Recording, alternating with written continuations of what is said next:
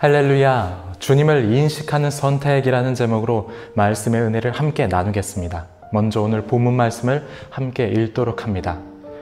베드로가 대답하여 이르되 모두 주를 버릴지라도 나는 결코 버리지 않겠나이다. 예수께서 이르시되 내가 진실로 내게 이르노니 오늘 밤 닭 울기 전에 내가 3번 나를 부인하리라. 베드로가 이르되 내가 주와 함께 죽을지언정 주를 부인하지 않겠나이다 하고 모든 제자도 그와 같이 말하니라. 아멘. 모든 종교 그리고 신앙의 기초는 자신이 믿는 이 신에 대한 인식에서부터 시작합니다. 어떤 신을 어떻게 인식하느냐, 거기에 따라서 이 삶의 비중을 어느 정도 둘지 그것이 결정되는데요. 신앙심의 깊이가 달라진다는 뜻입니다. 우리가 하나님을 어떻게 인식하느냐에 따라서 우리의 신앙심도 마찬가지입니다. 성경이 말하는 것도 똑같아요.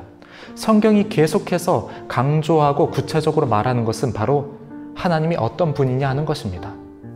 하나님을 인식할 수 있는 그 틀을 성경이 제공하는 것입니다.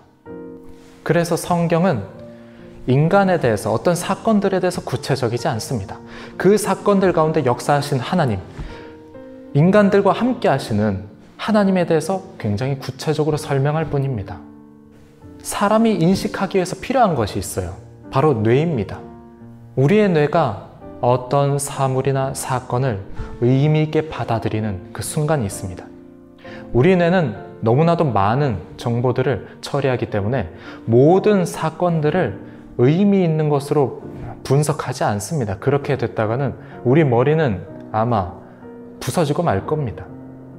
그런데 이 단순한 정보로 끝나는 것이 아니라 의미 있는 사건으로 인식하는 것들이 있어요. 이때 뇌는 의미 있는 정보들을 조합해서 인식을 하게 되는데 굉장히 구체적으로 이미지화하게 됩니다. 예를 들어서 돈을 많이 버는 방법에 대해서 인식을 하게 된 사람이 있다고 이제 상상을 해봅니다. 그러면 이 사람은 확신을 가질 겁니다. 어떻게 해야지 돈을 벌 수 있게 된다라는 그 확신을 가지게 되고요. 구상을 하게 되겠죠. 내가 이제 어떻게 할 것인가? 계획을 합니다. 굉장히 구체적으로 자신의 머릿속에서 이미지화하게 됩니다.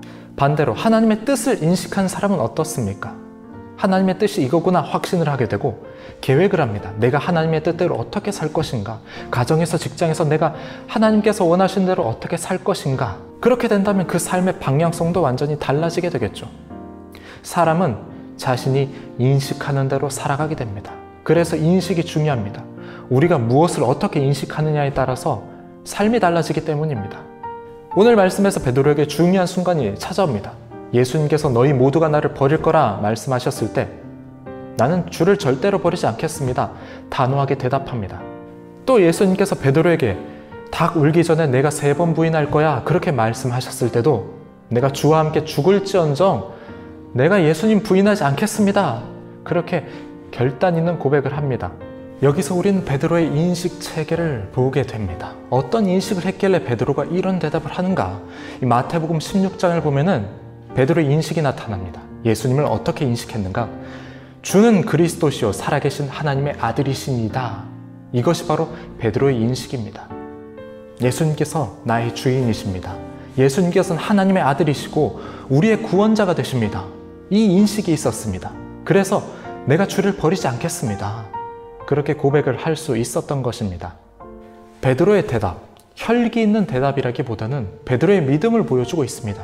예수님을 어떻게 인식하느냐를 보여주고 있습니다. 그래서 베드로의 대답이 잘못된 것은 아닙니다.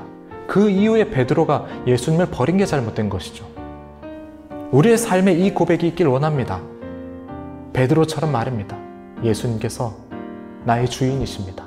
내가 따라가야 될 나의 주인이 되십니다. 내 삶을 인도하시는 나의 주인이 되십니다. 그리고 나의 구원자십니다. 나의 죄를 용서해 주시고 보혈의 피로 나를 하나님의 자녀로 부르신 구원자가 되십니다.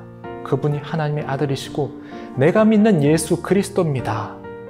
이런 인식이 있게 된다면은 예수님과 함께 동행하는 삶을 살게 될 것이고 그러면 예수님을 떠난 삶을 상상조차 할 수 없게 됩니다.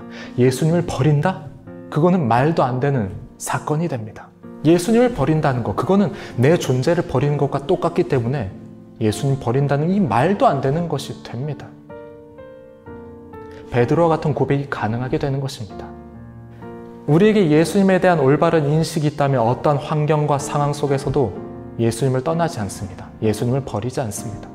여기서 예수님을 버린다는 것, 떠난다는 것, 그것은 교회를 떠난다는 것만 의미하지 않습니다. 우리의 삶에서 주님의 뜻대로 살아가지 않는 것, 주님의 용서의 사랑을 받았음에도 내 삶에서 용서하지 못하고 사랑하지 못하는 것, 헐벗고 굶주린 이웃을 향해서, 고아와 나그네 또 과부들을 향해서 사회 취약계층들을 보면서 공감하지 못하고 슬퍼하지 못하고 기도하지 못하고 변화를 이끌어내려고 이 정의를 세우고 공의를 세우려고 하지 않는 것, 그것도 역시 마찬가지로 주님을 떠난 것과 똑같지 않습니까?